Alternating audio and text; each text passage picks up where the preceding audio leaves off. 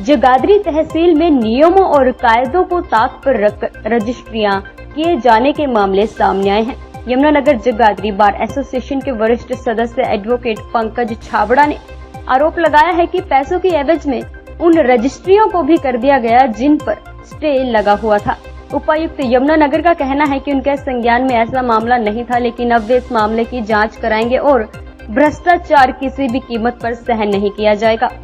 सरकारी विभागों पर भ्रष्टाचार के आरोप लगाना कोई नई बात नहीं है, लेकिन ताजा मामला जगाधरी तहसील से जुड़ा है, जिसमें आरोप है कि एक निजी बिल्डर से मोटी धनराशि लेकर तहसील ऑफिस में उन रजिस्ट्रियों को भी कर दिया गया जिन पर लंबे समय से स्टे लगा हुआ था।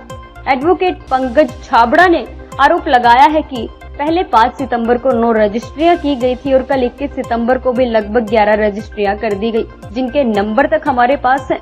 एडवोकेट पंकज छाबड़ा ने कहा कि आम आदमी अपना काम करवाने के लिए रजिस्ट्रिया कार्यालय में धक्के खाते हैं, लेकिन प्राइवेट बिल्डर और प्रॉपर्टी डीलर मोटी राशि देकर अपने काम को घर बैठे करवा रहे हैं।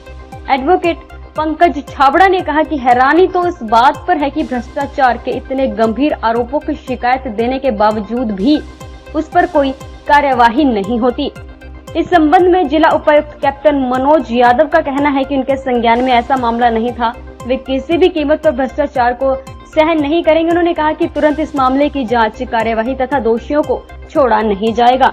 From the early in the morning 10 to 5 तहसीलदार बैठते नहीं है। तहसीलदार सिर्फ वही काम करने के लिए आते हैं जहां तहसीलदार को कुछ अच्छा मिलता है। आज मैंने एक 18/9/2023 को एक RTI लगाई थी तहसीलदार साहब के पास। वो RTI ये थी कि एक अंसल API की रजिस्ट्रियाँ हो रही हैं। जो API की रजिस्ट्रियाँ हो रही हैं वो हरारे ने स्टे लगा रखा है और आज 18/9 से लेके आज तक कोई भी उसके ऊपर कार्रवाई नहीं की।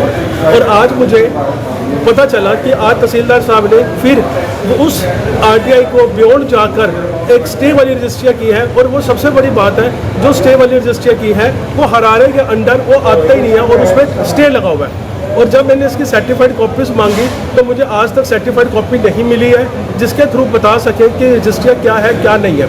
और आप लोगों के चैनल के माध्यम से मैं एक नई चीज़ बताना चाहता हूँ कि जब भी कोई company, either private limited company और द लिमिटेड कंपनी कोई भी अपना रेजोल्यूशन पास करती है तो वो करंट का रेजोल्यूशन पास करती है। जबकि तहसीलदार साहब ने, मैंने अभी एक रजिस्ट्री देखी है, उसमें जो रेजोल्यूशन है वो 2022 का है, ना कि 2023 का। तो इस किताब से स्टे वाली रजिस्ट्रियाँ हो रही हैं, सिर्फ उन्हीं का काम हो रहे हैं जो कैपिटलिस्ट है। इन्होंने टुकड़ों की रजिस्ट्रियाँ अपनी मर्जी से बंद कर दी। अगर इनसे पूछा जाए ये क्या है, कोई प्रोविज़न है, कोई प्रोविज़न नहीं है, हम काम नहीं कर रहे हैं। तो आज अगर काम नहीं कर रहे हो तो आप फिर एक स्टे वाली रजिस्ट्री किस ग्राउंड के ऊपर कर रहे हो? छाबड़ा जी, इसका तो लेटर भी सरकार ने भेजा था कि अगर छोटे प्लाट हैं आप कर सकते हो रजिस्ट्री। तो जो भी लेटर भेजा गया है वो लेटर प्रॉपरली तहसीलदार साहब दिखाए तो सही। अगर RTI के माध्यम से पूछा गया 18/9/2023 को, तो उस RTI के माध्यम से तहसीलदार साहब मुझे सेटिस्फाई तो करें। दिखाते नहीं दिखाते थे। और सर, जो स्टे लगा हुआ है इसके बावजूद ये कर रहे हैं तो इसके ऊपर क्या कार्रवाई बनती है? इसके ऊपर प्रॉपरली कार्रवाई होनी चाहिए कि एक अपनी चेयर का मिसयूज हो रहा है। और एक गरीब आदमी को देखो ना, गरीब आदमी बेचारा कहाँ जाए? गरीब आदमी के पास तो कोई सोर्स ही नहीं है कि उसका कोई काम किसी तरीके से अच्छे ढंग से हो जाए। देखिए, सबसे पहली चीज़ तो ये है कि करप्शन बिल्कुल भी बर्दाश्त नहीं है, ज़रा भी, नंबर 1। नंबर 2, आप देखते हैं कि हर जगह कुछ न कुछ ऐसे आरोप दाएं लगते हैं, वहाँ भी हो रहा है, यहाँ भी हो रहा है। और फिर मैं देखता हूँ कि लोग पीछे हट जाते हैं। मैंने सभी अधिकारियों और कर्मचारियों को ज्वाइन करते ही साफ बता दिया था कि भ्रष्टाचार बर्दाश्त नहीं होगा बिल्कुल भी।